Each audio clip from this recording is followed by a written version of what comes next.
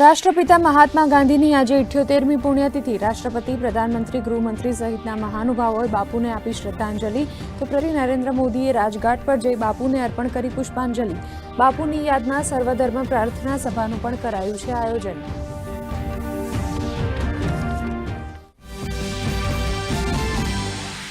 ગુજરાતમાં પણ મહાત્મા ગાંધીની પુણ્યતિથિ પર લોકો આપી રહ્યા છે બાપુને શ્રદ્ધાંજલિ। ગાંધીનગર સચિવાલય સહિત 2 મિનિટ મૌન પાડી રાષ્ટ્રપિતાને કરાયા યાદ। શહીદ દિવસ નિમિત્તે સમગ્ર રાજ્યમાં નાગરિકોને સવારે 11 વાગે 2 મિનિટનું મૌન પાળવા કરાઈ હતી અપીલ।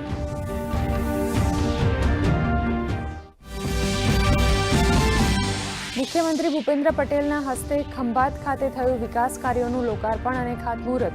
જિલ્લામાં 234.14 કરોડથી વધુના કુલ 49 વિકાસ કાર્યોની નાગરિકોને મળી ભેટ। આ પ્રસંગે મુખ્યમંત્રીએ પૂજ્ય બાપુની પુણ્યતિથિ પર ભાવાંજલિ કરી અર્પણ।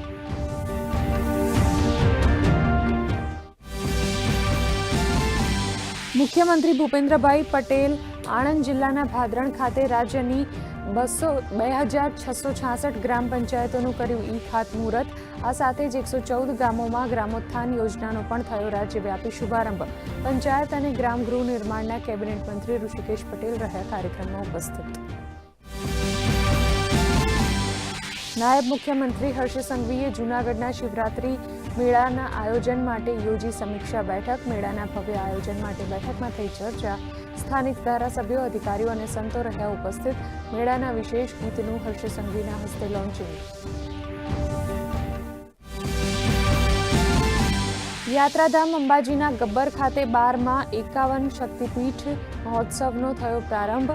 વન અને પર્યાવરણ રાજ્યમંત્રી પ્રવીણભાઈ માળીએ દીપ પ્રગટાવી મહોત્સવ ખુલ્લો મૂક્યો। પ્રથમ દિવસે ત્રિશૂળ યાત્રા અને ધજા યાત્રાનું થયું પ્રસ્થાન।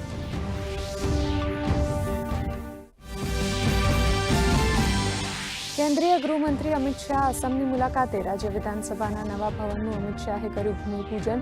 કહ્યું, દિબ્રુગઢને રાજ્યની બીજી રાજધાની બનાવવા બદલ અભિનંદન। નવી વિધાનસભાથી લોકોને મળશે ગુડ ગવર્નન્સનો લાભ। તો અસમ બીજેપીના પદાધિકારીઓ સાથે પણ બેઠક કરશે અમિત શાહ।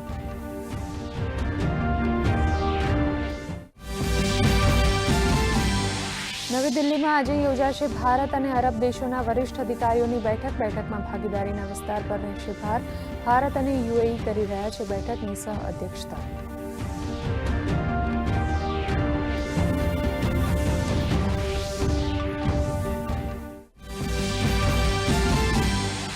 અમેરિકા અને વેનેઝુએલાના સંબંધોની હવે નવી શરૂઆત। અમેરિકા તરફથી કમર્શિયલ એરસ્પેસ ખોલવાની જાહેરાત બાદ હવે વેનેઝુએલામાં મુખ્ય તેલ કાયદાના સુધારાને મળી મંજૂરી।